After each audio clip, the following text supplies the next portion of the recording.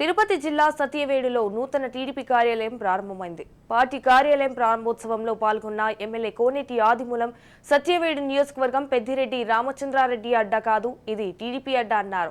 మరోపక్క ఎన్నికల్లో కలిసికట్టుగా పనిచేసే పార్టీ గెలుపు కోసం కృషి చేయాలని శ్రేణులకు పిలుపునిచ్చారు.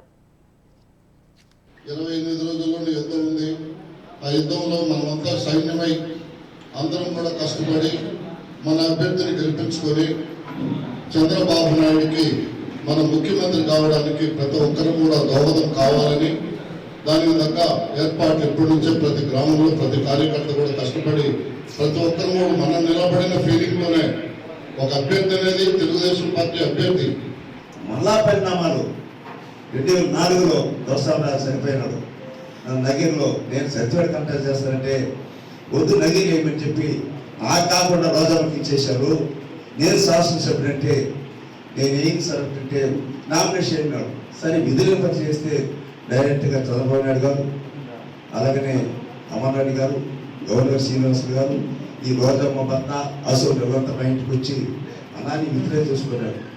పార్టీ ఆదేశాలు పార్టీని కట్టుబడాలి, పార్టీకి నియమావళి కట్టుబడాలనే ఉద్దేశంలో 2004లో నగిరిలో ఓసీసీ నామినేట్ చేసిన తెలుగుదేశం పార్టీ తరఫున వారి ఆదర్శాంశాలను ఇమ్యూనిటీ చేసుకోవడం